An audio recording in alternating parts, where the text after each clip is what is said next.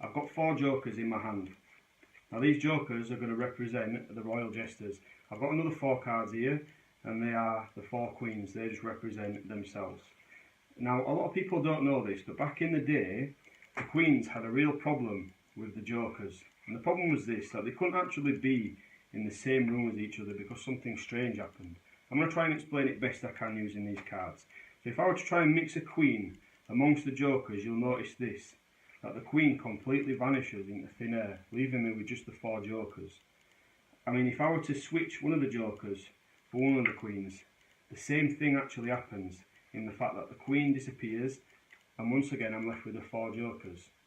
Now, I really am genuinely putting these queens into the pack of jokers. You can see it right there, the queen of diamonds going in, but the outcome's still the same.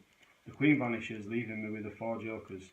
I'll get rid of one of the jokers, and one final time with the queen.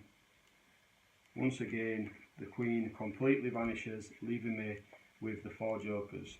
Now this isn't the strange thing. The strange thing is this, that every time a queen's vanished, I've got rid of one of the jokers. And we only started out with 4, and in my hand I've still got the 4 jokers. Now that can only mean one thing. That must mean that these cards right on the table, they're not actually the jokers. They must be the 4 queens. So have a look, we've got 1, 2, 3 and 4. Now there is a point to this story, and the point is this, that even though the queens couldn't mix with the jokers, they could actually mix really well with the kings.